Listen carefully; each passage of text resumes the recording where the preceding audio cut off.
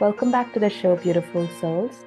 Today's conversation is one that invites you to slow down, breathe deeper, and return to the wisdom of your own body. I'm sitting down with Nicole, a passionate Qigong teacher and guide who has dedicated her life to sharing this ancient healing art in a way that meets us where we are, in the chaos, the busyness, the yearning of deeper connection. Nicole's journey didn't begin with dramatic trauma or illness, but subtle emotional wounds, the kind so many of us carry quietly today. And through Qigong, she discovered a path to self-awareness, embodiment, and more wholehearted life. In this episode, we explore what Qigong really is, how it works, and how it can help us reconnect with our life force. Whether you are never heard of Qigong or you're already curious, this conversation might just open up a new doorway for you. So wherever you are, take a breath and let's begin. Namaste, Nicole. Welcome to Sipping on Stories podcast. I am so happy to have you here today. First of all, tell our listeners where you're joining us from and the choice of beverage you've got with you today as well. Sure. Thank you for that introduction and thank you for having me. I live on the Bass Coast, which is the place I live in is about an hour and a half from Melbourne, so Victoria, Australia. And I'm sipping on a little green tea this morning. Awesome. Staying warm. Yes. Awesome. Great. So what's one thing you love about the place you're in? I love its proximity to beaches. There's probably a half a dozen really nice beaches to visit around here, and also bushland. So I love those are the two reasons I live here, really. Awesome. Sounds lovely and fresh, I would say. Yeah, alive, more nature, more Yeah. access to nature. Yeah, I think we all need more of that these days, and people are so glued to the desks and phones. I'm guilty of that too, and I think we need to get out more.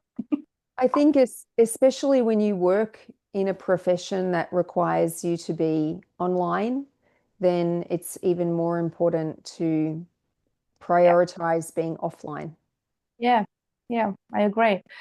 I think with that, I know we spoke, connected a few months ago, and it's been that while. And I was very fascinated when I came across you. And Qigong has been one of the most also dear kind of experiences I've had of my own with Qigong. And I was very excited for you to be here and talk about what Qigong is for listeners who might have never heard of this sort of modality.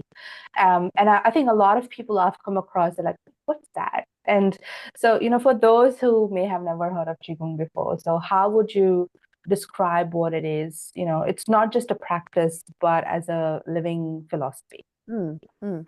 So it's many things, right? Like I often say this, Qigong is everything that we do in many ways. But I mean, from a practice perspective, if we touch on that first, it can be things like gentle movement therapy. It can be things or practices like meditative practices. There's also an entire stream of practice that is all about psycho emotional or psycho spiritual inner work. Mhm. So, has lots of branches. And when I first started out in Qigong, even less people had heard of what it is. Like, so you might say now, oh, we know a lot of people don't know what it is, but I would say a lot of people have heard of it in contrast to, right, to when I first started. And most commonly, people will understand it to be sort of gentle movement, kind of like, it's often likened to Tai Chi. I would say it's very different to Tai Chi, but that's just because I'm coming at it from a very different perspective, right? But commonly people make that connection, right? That Right. it's kind of like Tai Chi in that the exercise therapy part of the practice is this Mm. gentle stretching and some sort of fluid flowing movement. Mm. Yeah, you kind of read my mind because I was going to ask you, is it similar to Tai Chi? Because I haven't actively practiced it, but I've seen people practicing Tai Chi. They kind of have that slow movement going around. Oh, okay, that's interesting. It And has some similarities. There's some sayings, some jokes even. There's one that's, what's the difference between Qigong and Tai Chi? And people will say the spelling, right? As in, it's kind of the same, although it's not, right? But yeah.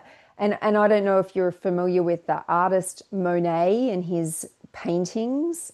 They're Mhm. very beautiful. They have many shades, usually of the one color, uh, interwoven into the paintings. So they'll say things like, what's the difference, but like they'll liken the difference between Tai Chi and Qigong to trying to separate the colors in a painting, like Mm, in a Monet painting. It's like almost impossible to separate them, right? They're yeah. very inextricably linked together. Yeah, yeah, it's quite something. Thank you for explaining that beautifully. So, what drew you to Qigong in the first place? So, maybe a particular moment or experience you would love to share. Yeah, well, actually, I didn't grow up in a spiritual household at all.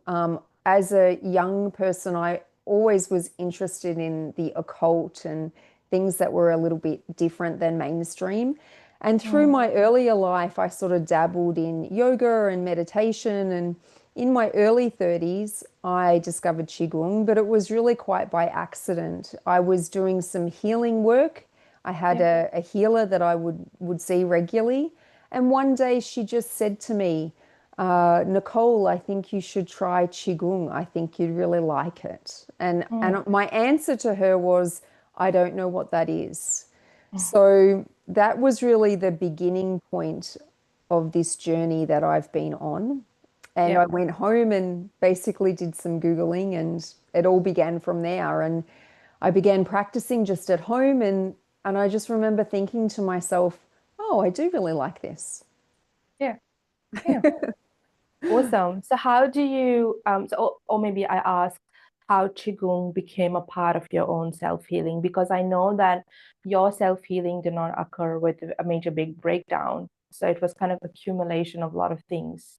Yeah. Um, so I maybe, mean, tell us. Yeah. I guess earlier in life, I was just slowly reaching maybe this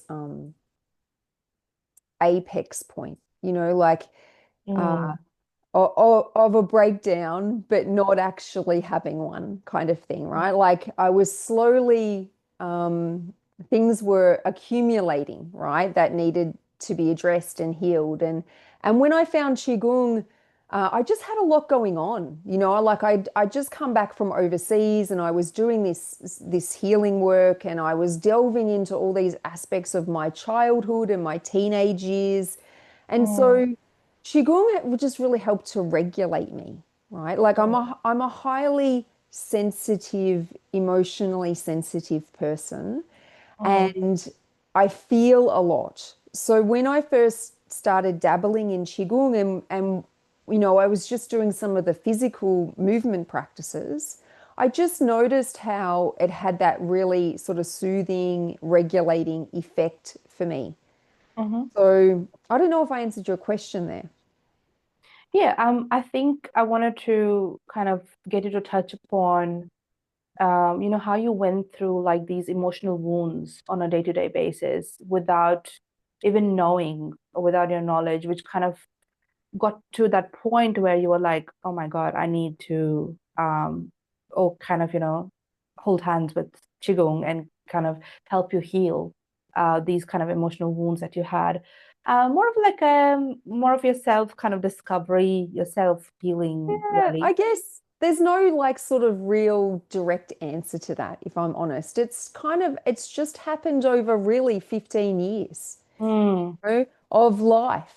I think that life presents us with opportunities to heal parts of ourselves. So the beginning was I had a lot going on. I was doing this inner work. I found Qigong. I started doing it and I was like, oh, I really like this. It makes me feel more grounded. It makes me feel more at ease. And I guess it led me into a greater connection with something bigger than myself ultimately.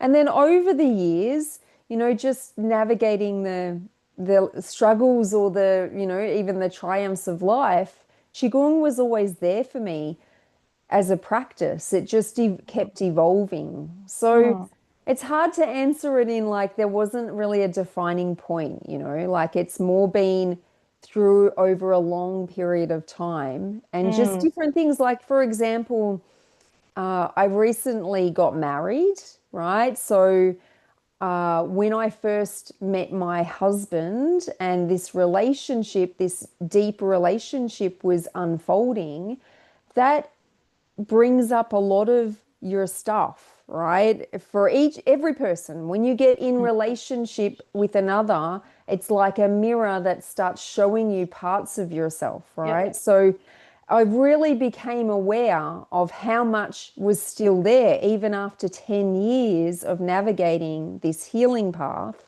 I Mm, was shown how there was still so much more to see and to heal, and it's ongoing. But my point is, the Qigong, again, it was just like this another layer of how Qigong was showing up as such a medicine for me, yeah. right? Yeah. So when I'd see parts of myself or when my relationship would trigger emotional wounds in me, I just return to the practice, right? And again, I get grounded and centered and feel more in connection with something bigger than myself. Mm, yeah, I think what you just said was very powerful. And first of all, congratulations on the wedding. Oh, thank you. What I kind of took out of it is also, of course, there was aspect of the Qigong practice that helped you throughout your journey. But it was one of the, I think, most powerful thing you also mentioned is when you come in in a relationship with another person, be it your husband or any other relationship in your life, your mother, your siblings, your parents.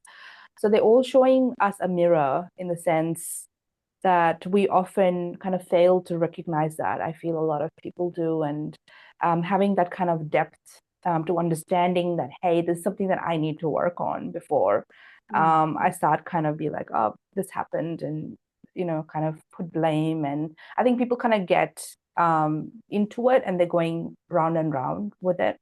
There's no pause and kind of recognizing that, hey, this is something that is coming up again and again. I need to break this pattern. I think there's one Yeah. powerful thing you mentioned, so I thought I'll call that out.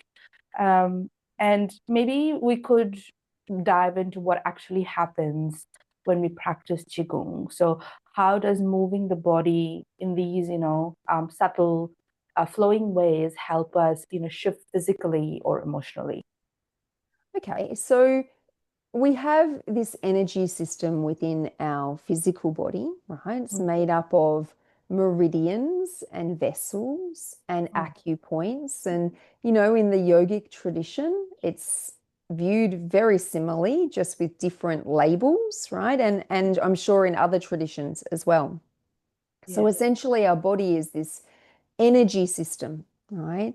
And also around us, surrounding our physical body, is a field of energy. So generally, when we start qigong, like most people that seek qigong, they maybe have a health problem or a mental, emotional, physical health issue or a Mhm. reason, right, that they're seeking the practice. And they usually start with the movement, the gentle movement. That's kind of the entry point for most people. And Yep. just moving the body with presence and awareness and breathing with presence and awareness and just being in the present moment, Mm, right? All of that combined has an effect of allowing the energy that's moving through the meridians and the vessels of the body just to flow more freely. Essentially, what it does is it releases tension from our body, mm, physical tension, but I guess also the tension might be emotional, right? yep. So it can help to ease that tension as well. And why we feel better is essentially that. It's the energy of our body is moving more freely. It's Mm, flowing. You can use the analogy of perhaps a river, right? If your Mm, river's all blocked up with branches and rocks and whatever, mm, then the water being the chi is not moving very freely, right? You get all the branches out of your river or your stream, and everything just naturally starts to flow. mm. That makes so much sense. Yep. Yeah, it's actually very basic. Mm. Basic, but yeah, so powerful.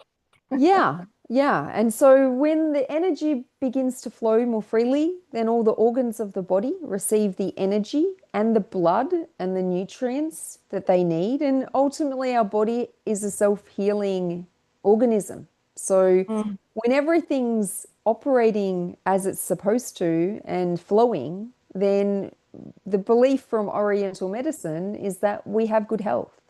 When we mm, have symptoms of dis-ease, it's simply showing us where things are not moving.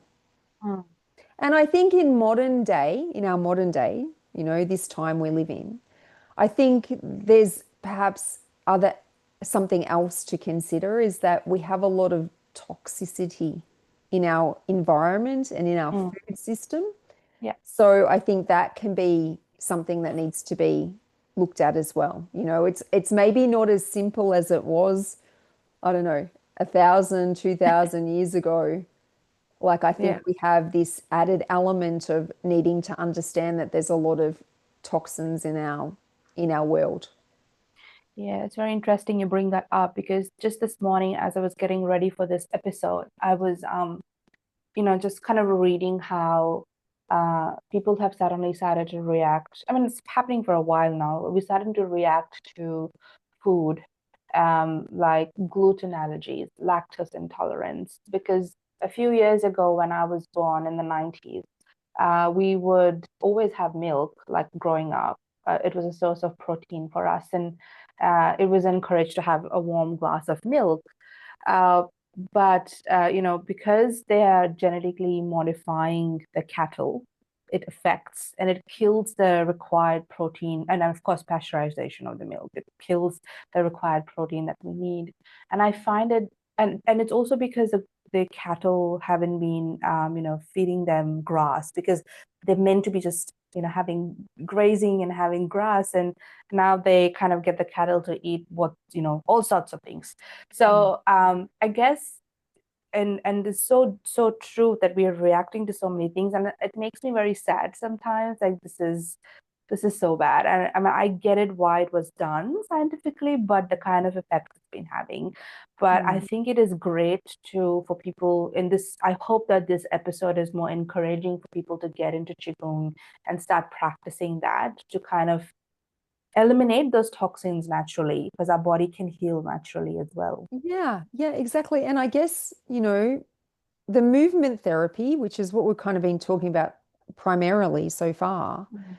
is just one aspect. But, I said at the very beginning, Qigong is everything that we do. So, Mm, like what we're talking about when we're just talking about this conversation with food and milk, food is energy, food is chi, right? So, mm, part of what flows through us is derived from food. So, when I say Qigong is everything that we do, like the choices that you make about what you're going to eat and drink is Qigong, mm. right? Like it's kind of just another perception of the same thing, right? So, Yeah. for example, you can do Qigong, form. We call the movements form, right? You can do Qigong form every day, right? For maybe an hour or more, right? But then if you're eating food that's full of toxins, or Mm, then it's kind of you can do as much of the movement therapy as you want, but it's probably not going to offset that food chi aspect, right? mm, So mm, so really, I mean, I'm not saying don't do form, but mm. what I'm saying is really qigong is so much more than that. Yeah. And it's looking at, I guess, all the areas, we call it the nine palaces, Mm-hmm. looking at the nine palaces of our life and Mm. where we might need to make changes or adjustments to things that we're doing in our day-to-day life so Yeah. that the energy is not just flowing, but it's, you're not putting in a bunch of poison into your body, Yeah. Yeah, yeah, absolutely. I agree. Yeah, they go hand in hand and everything. It's everything. So yeah, I totally agree. So I know that you are a Qigong teacher and you work with a lot of people. So many people out there also think, think of energy work as, very out there. So how do you kind of help modern busy people actually feel the energy and see Qigong's tangible effects? Well, it really comes down to doing the practice, Mm, right? So it doesn't necessarily, I mean, each person, the practice I might give them will be different, right? yeah. Depending on their personal circumstances. But I think proving to someone that energy exists is kind of what you're asking, right? Like you have to give the person a direct experience of it. Mm, And so depending on someone's circumstances, that might just be getting them to really slow down for a few minutes and mm, breathe quite specifically, mhm. breathe, do a technique for breathing, and then they'll just be able to feel a difference in their body, right? So you're giving them a tangible experience. For someone else, like I have students, I just heard this story last night from a student where she had a frozen shoulder or a partially Mhm. frozen shoulder symptom that she was navigating. And since she started Qigong back in April, so not that long ago, her symptom of frozen shoulder is almost completely gone. So that's giving someone a very tangible experience Mm, of how the practice can heal, right? mm, So I think it's about showing people how it can help them and letting them have the experience of that for themselves. yeah. It's kind of like sometimes when you talk about Qigong and energy work, you can talk, it's almost like there isn't the language to really describe it. Mm, The best thing to do is just to do it. yeah. Yeah, I agree. Any Mm. misconceptions have you ever encountered about Qigong? And, you know, Um, yeah. Probably two that come to mind. There's a bit of a trend, and I've kind of talked about this on my social media and my website and my blogs and stuff before, and to my students. There's a bit of a trend about kind of like people get caught up in aspects of the practice. So, Mm-hmm, what I mean is like the elements, right? So in the Oriental medicine system, we use in Chinese medicine, the five elements is part of mm-hmm, the philosophy, right? And sometimes what happens is people kind of become reductionist in mm, their approach to the practice. So for example, it's winter, right, here in Victoria where we are, and winter is connected to the water element. So mm-hmm, people go, oh, well, I've got to do water element practice, and they become sort of reductionist mm-hmm. in their approach. So that's not advisable, right? You're like, because Qigong is a holistic practice. So it's all about balancing all of the elements, so to speak, or all of the energies, right? So Mm-hmm. rather than taking this kind of, it's more actually sort of mainstream medicine. Mm-hmm. Allopathic medicine is reductionist. We Mm. have all of the specialists for Yeah, various ear, nose, and throat. Oh, if you've got something wrong with your elbow, you've got a different doctor. Like it's sometimes viewed as reductionist in that way in Qigong mm, when really it's intended to be holistic, body, yeah, mind, and spirit. yeah. And I guess the other misconception or area where people maybe get tripped up is they learn about Qigong, right? So maybe some of your viewers will listen to this conversation, right? And they'll think, oh, I know some more about Qigong, Yeah. which is great, right? But you can't just know it in an Mm, intellectual sense. You have to apply it. Mm. So sometimes people will come and they'll do a little bit of Qigong training with me. They'll learn maybe a form, Yeah. but then they don't practice it. Or Mm. they do it maybe every now and again or once a week or something like that. And I'm not saying that it doesn't have any benefit to do that, Mm. because of course, every time you practice, there's a benefit. But really, if you want to feel the full capacity of what Qigong can bring to your life in terms of healing and well-being, it needs to be something that we're doing daily, Mm. Yeah. in my opinion. Mm. Yeah, I think that's so true. And I myself can vouch for it and guilty, kind of, I had learned so one of some of the forms that, very simple ones to help me with my just, spine health. And I have I did it for like 2 weeks straight and I saw the difference. And then I couldn't stay, regular at it. And I was like, oh Yeah. my God. And I just saw the difference straight away. So I can definitely understand what you mean. And I guess that's for every practice you do out there. You need to do it every day as a part of your, you have food and you do everything every day. So it needs to become a part of you. So yeah, Exactly. I agree. I And I agree. think it's the creation of habits that people Mm, find the most challenging. It's one of the most challenging aspects is yeah, for someone to create a habit of doing something. But yeah. I guess another student of mine comes to mind. She started with me, just trying to remember. I think it was just at the beginning of this year, maybe late last year. Mm, And now she practices every day around 45 minutes, maybe 45 minutes to an hour every day. And she's really established the habit of that. And, mm, and the reason that she's established it so well and so easily is it's like really changed her life. She's healed her symptoms of fibromyalgia. She's healed her symptoms of chronic fatigue. She told me just the other day they're practically all gone, those symptoms now. So for her, I guess it's a no-brainer, right? Like mm, if you don't have any symptoms of what was really causing you a lot of problems in your day-to-day life, and the solution is I do my qigong every day for half an hour or 45 minutes or whatever, then you're going to do it, I think. If mm, you're going to prioritize it, I guess is what I'm saying, because I think yeah. life comes down to what your priorities are. I agree. Yeah, I cannot agree more. That's so true.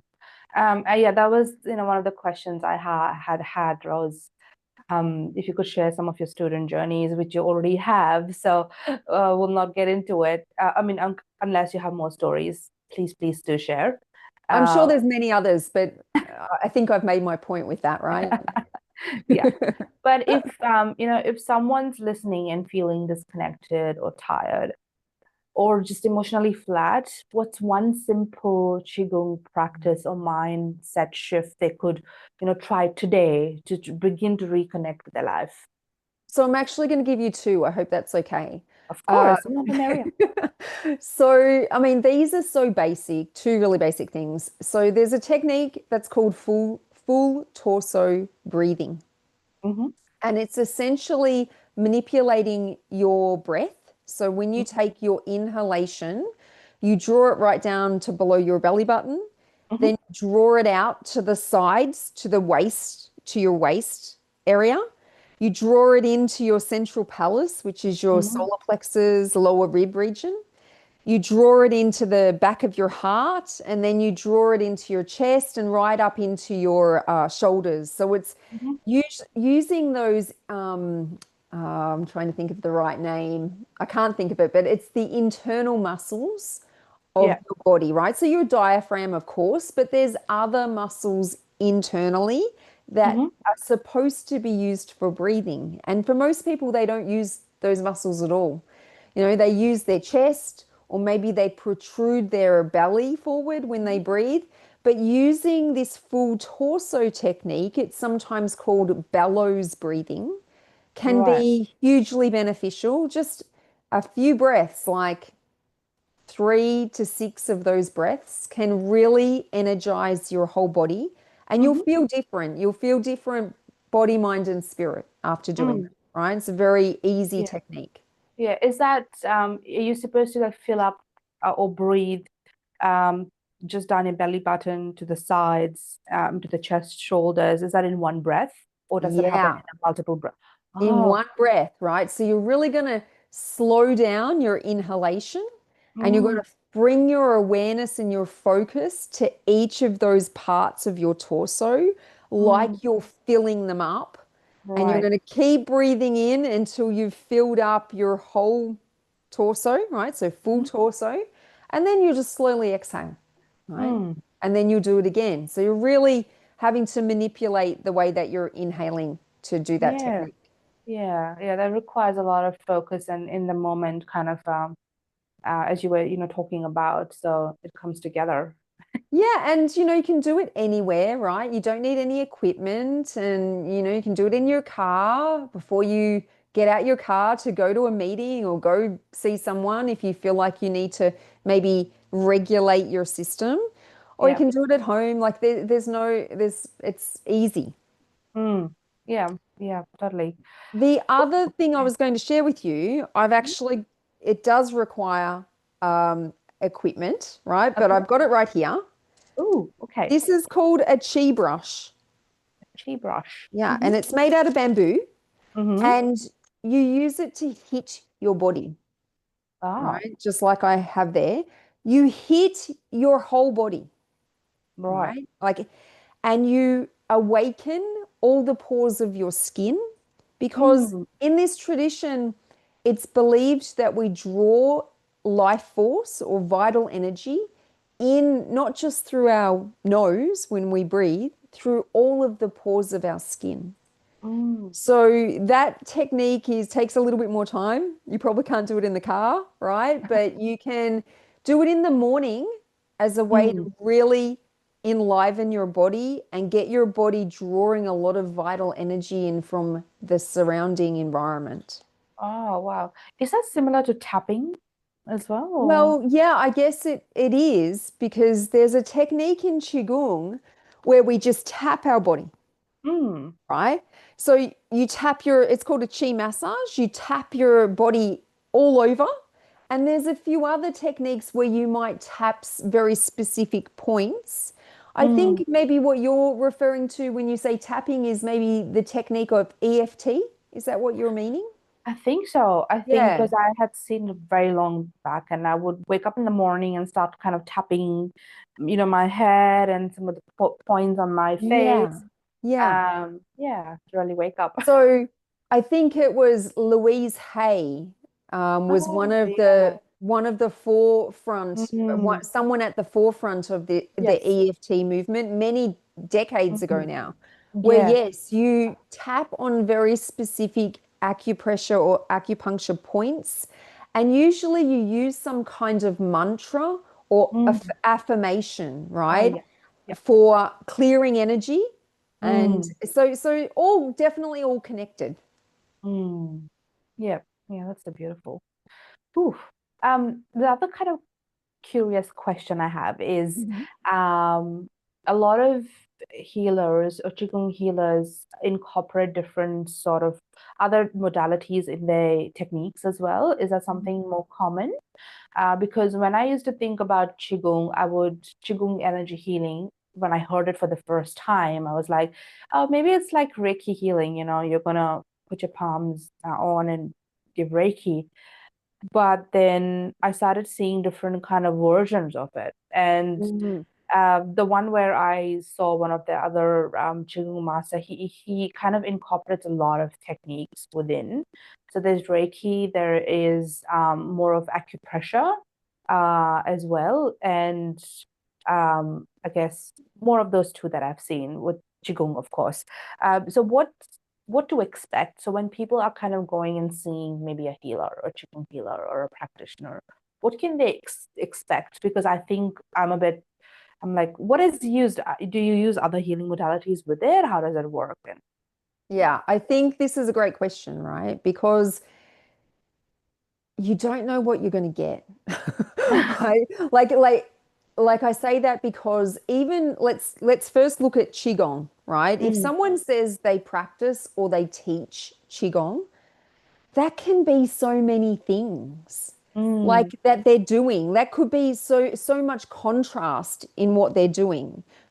Just to give you an idea, it could be movement therapy. It could be right. meditation. It could Mm, be that they're doing a technique where they're manipulating someone else's energy, right? Sort of leaning towards what you're saying, I think, with mm, the chi healing.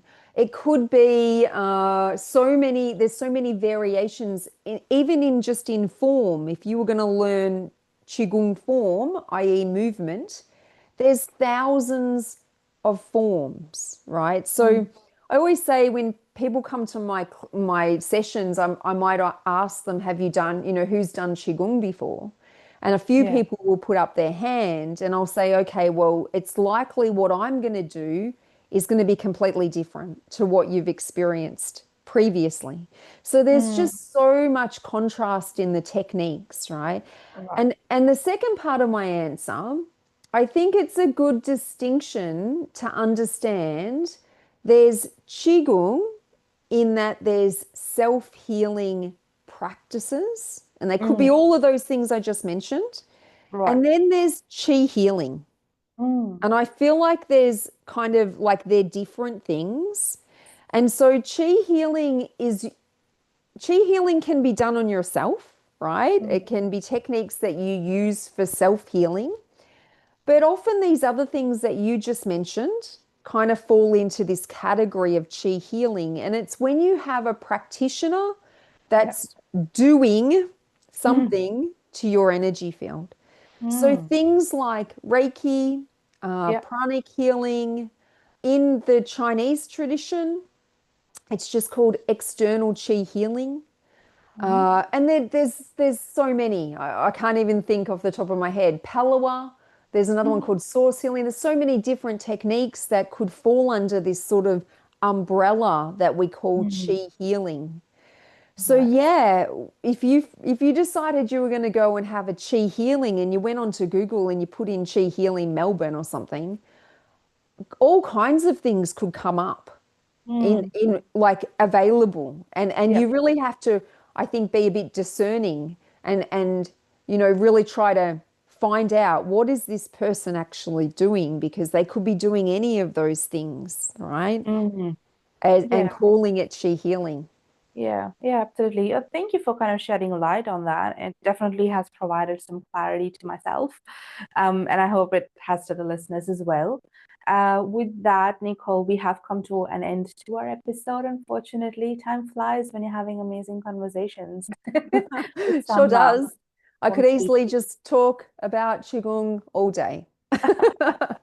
amazing. I thought just before I let you go, if you could finish off with some message or any message that connects or is so dear to your heart out to the listeners, or any books that you could recommend for our listeners today. Well, look, Um, the first thing that comes to my mind is just this kind of idea mhm, of radical self-responsibility, mhm, right? And what I mean is we live in a culture where we're kind of being told that all of the answers to what we're seeking can be found outside of ourselves. And I feel like that could not be less true, mm, right? Like, so if you want to heal yourself, it's about taking self responsibility.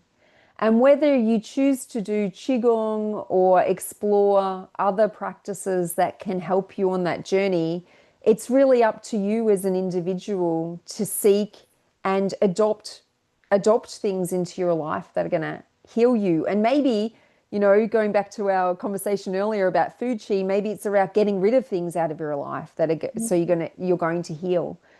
yeah, So rather than giving the power to the doctor or the power to the influencer or the power to the government or whatever, you have the power, right? yeah. Each person has their own power. So uh, embracing that, I think, would be my message. embracing your own power and realizing that you're in control of your life. You're creating it. That's very wise. Thank you for sharing that. Very Sure. powerful, very wise. Thank you so much. So Nicole, I have linked your details in the description. So of our listeners, if you've connected, resonated with Nicole today, you can reach out to her. Even if you have any questions, I'm sure she'll be open to answering any questions too. So thank you, Nicole, for coming on Sipping on Stories podcast. It was a really amazing, I think, journey of learning all about Qigong today with you. So thank you so much for coming. Thank you for having me. Thank you.